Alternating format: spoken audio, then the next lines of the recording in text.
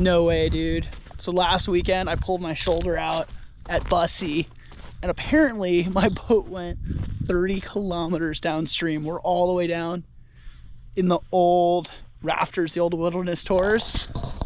Look at that. There's my boat. Oh my God, my shoes and my pogies are still with it. What? Oh, it's full of sand and dirt. It's not bad though. I mean, that looks intact. It definitely hit some rocks. Scuffed. I mean, we know it hit inspiration point at minimum, well, and probably death ledge. I thought they showed me a photo of the bow being blown off. No. But it's one big. No way. Well, we had a theory that this boat had really bad karma. I guess it has exactly medium karma. That's nuts. I thought this thing was going to be totaled. It's just filthy. I can live with filthy. Well, I mean, and scratched, but here, look how powerful the hole was. The hole was powerful enough to slide that all the way through. Well, we'll get it cleaned out. How does something go 20-something miles downstream through those rapids untouched? Yeah, so Savannah, whose dad now owns this place, got photos at the bar while she was standing in front of me in line. And that's how we found out my boat had just washed up. But the way the photos were taken, it looked like the whole front of the bow had just split open, which doesn't make any sense because this is a one-piece boat. So I was like, oh my God, if it blew it apart, it's so done. But it's just dirty. So now that I got this bad girl home, we can definitely see she hit some rocks. I just couldn't see when she was wet, but still in miraculous condition. Take a look. So she had fresh gel coat when we went out, and you can see just scrapey, scrapey, scrape. All superficial, except this probably broke through and needs some attention, and there's definitely, you can tell where it was rubbing up when it landed on the beach, and hiding over here in the middle of that is a, there it is. You can see I can flex it, so, but that's no big deal. We can patch both of those just from the inside, and a little buff work and a little more gel. Won't even know what happened. The other thing that's absolutely amazing is if you look over here, you can see where my thigh hook was glued in. It matched this one. It was a full carbon, full setup. And so for that to have gotten underneath from here and pulled that hard to rip it out, well, that's pretty incredible. What, just a bit of bark. We already kind of suspected it was in death ledge and got the hell worked out of it. But for it to have gotten that kind of grab to pull out something that was epoxied in is pretty amazing. But yeah, I figured some of you would enjoy me cleaning this up and putting it back together. So I'll show you the process. So for starters, we're looking at like pounds of sand that are in here. So we're going to have to get a clean working surface for anything to bond for epoxy, which is what we're going to be working with. So out comes the shop vac, out comes the sand. But first, out comes some outfitting. If you ever wondered why you don't see ratchets in surf boats, here's your answer. Did you see that sand just fall out of there? These are terrible with sand, so just getting this out again is going to be a pain. Every time I thwack this thing, sand just rains down. Yeah. Unbelievable. It just gets everywhere. Fun side note, you can actually get a good look now at the foam core in here. So you can see they kind of put in as little as possible with these little cuts. And then those cuts look like they were reused in the sidewall for stiffening. You can see it up here too, maybe a little easier. So there's that cut out, and then there's cuts put right back in, right in here for some super hull stiffness. It's interesting, you don't see this now. Usually you would just go the whole way around. I have found the only way to clean these out is to shop vac it the best you can, flip it on its end, and then maybe put something that vibrates against the side of the boat to let gravity do all the work to bring it down to the stern, and then shop vac it again. So vacuumed out everything I could once. Now, let's crank this thing to 5 and see what it does. It is everywhere. So, because the original adhesive is gone, we'll go ahead and super glue it back in. This is door trim, actually automotive door trim. I get asked about it all the time. You'll see me use it in my boats all over. I'll put a link in. It's super useful for outfitting or relining the edge of a helmet or something like that. Stock, it's adhesive, but yeah, that's long gone. So we'll just fix that up real quick. As I said, I am now down a thigh hook. That's no big deal, because when I got this boat, I installed my own. Because these old Black Sheeps are from like probably 2010. So yeah, I have this mold, and it's loosely, tightly based off what you'd find in a wave sport. Full disclosure, composites, not my specialty. So I'm going to show you the basics. My work's relatively rough. Don't give me a bunch of crap for it. You go do your own, and we'll talk. So, this is the back side. That's the mold you were looking at before. You can see there is the actual part, right? So everything to here. And then you have a flange. So the flange is so you can roll everything over. So this is what the other one started with. You can see that there's this gooey stuff here and how easily that peels off. So very important, since we're putting epoxy onto epoxy, that there's a breakaway layer. So I'm a little superstitious, and I use a wax coating and then spray PVA. It leaves this green film that you can see. So when you go to break your part out, it has something to break away from. Otherwise, you would have just laminated carbon onto your mold. So first thing we're going to do is take some of this purpose-built carnauba wax and put a super thin layer on. This is what, like, back in the day when they were making glass boats, they completely relied on to make boats. They would put like 8-10 layers of this stuff on, like smear a little bit on, buff it all off, smear a little on, buff it all off, and hope that when they were done, they had left on just a little more than they'd buffed off, and that was their breakaway layer. Now, PVA is like unbelievably better, but I'm terrified of ever laminating a part into my molds, mostly because of how bad I am at this, how long it takes me to do it. So I just double up just for safety, and then not only that, this part you're never going to see again, and you actually don't want it to be mirror smooth because you might want to be gluing stuff to it. So the smoother it is when it's done, the easier it is to release, but the harder it is to glue anything to it if you wanted to put foam on it, per se. So you may be able to tell it's just a tiny bit shinier than the last time you saw it, but very, very thin coat applied. This now hardens, and just the lightest buff, and then tomorrow that PVA will go on. This poor baby. Look at this. You see that? That's just my finger pushing up from inside. So now for the cosmetic stuff. We're going to go through and with a buffer, take off the worst of what was done.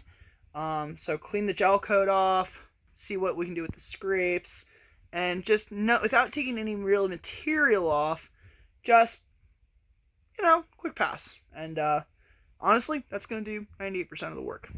So now, with a quick wipe of acetone, we'll see where we're going to wind up. With a little bit of clear coat, we'll be pretty good. Now, amazingly, I actually have a can of the right stuff around. If you're going to do a quick and dirty clear coat, which, let's be honest, 10-year-old boat, this cap gets pushed into there. That releases the hardener, because all epoxies are 2-part. Shake it and bake it. So with the first coat down, we're already starting to get there. And like I said, you can see just with gel coat that's seconds old, how we're already starting to vanish all of those tiny scratches away. One thing I always do, definitely use at a minimum safety glasses. The epoxy, if it got in your eye, would suck. So while this boat may vaguely resemble a Project 54 or 52, it absolutely isn't. Dimensionally, it's somewhere between a medium and large. It has almost no rocker. Steve Noonhouse is the guy who started making these boats. It's his art that you see on the bottom. He's a really cool dude. He is the guy who did a lot of the design behind Featherweight, along with the dude named Ben Fraser. But these, like, early ones are garage builds. I mean, barn builds. Like, so you can see how shiny we're getting here. This is after we apply PVA. So even though you see, like, I needed to make a repair here with filler, because a previous one kind of broke away and broke off part of the mold, and there's all sorts of just ugliness, I'll be honest, right, with this mold, it's going to wind up making a perfectly good, pretty, smooth part, smoother than I actually need it to be. So on the old mold, should I say other mold, that's what this is. You know, this is all screwed up because it had a part peel, but we're basically building up this layer. Very important that I not only coat the part surface, but also the flange surface here. Nothing can be allowed to have a epoxy on epoxy bond. So waited a day or two because it is almost winter, so it's getting a little cold for the epoxy, but you can see all those layers of release set up. So at this point, I'm going to start setting up the lamination itself. All I'm going to do is just brush in a thin layer of epoxy that's going to be your gel coat. And then once that sets up, I'm going to let it cure. We're basically going to be babysitting this a little bit so that we catch the gel coat when it's almost cured but not completely cured, and then start laying carbon in. So there's that gel coat in. So in this case, the brush was a perfect tool because it's not worth getting a HVLP or high volume low pressure gun, so basically what you would paint a car with, dirty and then clean. You'll notice I've not painted all the way down my flange on this part because of where I'm going to trim, which is right in that corner. So I'm giving myself enough to roll the fabric over and adhere it, but you know, it's just easier to have spots like this where it's clean and I can hold my mold. So it's been a couple hours. This is all tacked up. I've got my carbon pre-cut, ready to go. And from here, it's basically going to be paper mache. So we're going to wet a layer of epoxy and then just keep everything damp as we keep adding all the carbon in. We don't want to float it. We want just enough epoxy in there to keep it light but stiff. The strength is from the carbon, not the epoxy. Okay, so we're laid up. Everything is pretty well soaked through without going overboard. This front pocket is going to be the tricky spot. It loves to just like lift and make an air bubble. So now that it has sat overnight, you can see this is hardened up, safe to touch. You want to see how this ugly duckling turned out? So I already did the hard part of getting this to release from the mold. Very important when you do that release that you do it with only plastic tools and only on the edge. We don't want to mess up our finished product, which came out pretty well. Per usual, my tool of choice is the oscillator. We used to use Dremels and jigsaws, but damn if that just doesn't work better. So, wipe down with water, sanded my edges, wipe down with acetone. Here we are. Do have one little rough spot there, little bubble there, but honestly, for a part that has as many tight curves and that I'm never going to see again, I don't care. This is just our little secret that I'm not perfect, huh? Hannah could have told you that. I'm sure some of you still don't get what the heck I just made here. There you go. Man, my garage is an absolute disaster. So yeah, boat on its side, held up at a nice working height. Here we are. You can see how I've dry laid it back in. I've got my old marks from the previous install still there, so it's just a matter of lining it up. And you can see the old glue is there as well. So I chiseled out enough to get back in, but that's still a perfectly good base to build up on again. So to bond this in, and this is the way I do all of my stuff, what we're going to do is we're going to add some silica thickener to epoxy and basically make like a peanut buttery kind of mixture. This whole container weighs almost nothing. When it's done, it'll make something that looks like this. You can see this is literally where the back of the old one broke off, and where I chiseled it off the hull again. So this piece just doesn't weigh anything. So although it kind of has a look of something that might be adding waste, it just doesn't. So for starters, went inside the boat, and you can see the old stuff is beige, the new stuff is white.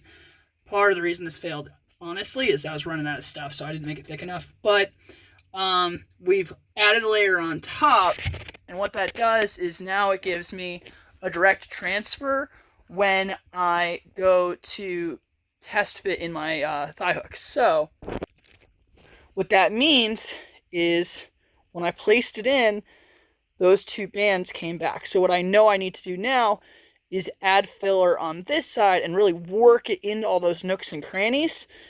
And then when I touch them together, they'll be locked. Once it's mixed, like I said, somewhere like peanut butter, that's what that looks like. Very important. So from those transfers, I've now built up two ridges that are basically in line with the top ridge, so that when I touch, there's going to be a lot of adhesion and overlap. And yeah, now it's just trying to make sure I stick it where I actually want it, because it is not coming back out. All right, so putting it in, I got that really good peanut butter on peanut butter feeling. So I know that both passes that I did have good contact. I can also just like peel it back a tiny bit and look. It's Thanksgiving weekend, so in New York, that means it's like 40 degrees. It is the absolute bare minimum that I can do this in. So what I'll do is I'll let this tack a little bit, and then I'll bring it in by the wood stove, and then it'll lock up solid. All glued in, and it's just funny peeking around in here. You can see how much just bodge work has been done inside this poor boat by so many people over the years. Also, if you're the kind of nerd that's enjoying this, this is how I do my thigh hooks in these boats, and it would totally work on a plastic boat too. I'm making, just from a piece of angle iron, a big plate to accept it. So the bigger I make the plate, the more I'm spreading this weight out. So it goes to here on this side and to here on this side. This is gonna be fine. If you were worried about it, you could certainly go further. The biggest thing is making sure that this is gonna be strong enough. So in this case, it wasn't. So you can see I added layers of carbon all the way around in here to really beef up this part of the boat and make sure it was going to be able to handle all that stress, because you are putting so much torsion, so much pulling on these tricks doing freestyle. So you really want to make sure that wherever you're putting it, it should have almost the most amount of carbon in the boat. Frankly, that's why a lot of times you don't see the niceties. You don't see thigh hooks, you don't see ratchets, you don't see a lot of that stuff in the carbon boats, because they're terrified of it blowing up. This is me. I'm not going to put up with that. So yeah, I just do the extra little bit. It's super worth it. All right, so the patch is in, not that you can tell, and that's sort of the point. I'll go and show you a different boat why I hide patches, but I'll show you what you can see. It's pretty ugly in there. So going in, all that wet spot is patches. You can see in here also, if you just look around, there are a number of patches which have been done. This boat's a little too light. I don't know if I said that already. This is the lightest carbon boat I've ever picked up. It's basically too light. That's why it keeps breaking. So I just went a little over on the patch, and because I can't really see it, it's ugly in there. But again, if I didn't show you, you wouldn't know. Let's go look at a patch you can see. So this is Hannah's carbon boat. This is actually Pringle's wife's old boat. She won the original Whitewater Grand Prix in it. Or I think she did, at least Big Trick. Anyway, this is what patching on the outside looks like. And this is after I buffed and sanded the crap out of it. It used to be super rough and awful. So that's why I just don't like doing these. All these locations could have easily been done from the inside. There was no reason to give her black eyes. So that's why I just hide mine. This boat otherwise would have been so much prettier. But what is patching? So this must have been just like a pinhole. And the two basic schools of thought is that you put the smallest piece you can get away with and get coverage plus 1/2 inch. And then you put that piece again plus 1 inch, right? So that you're building out and kind of tenting over.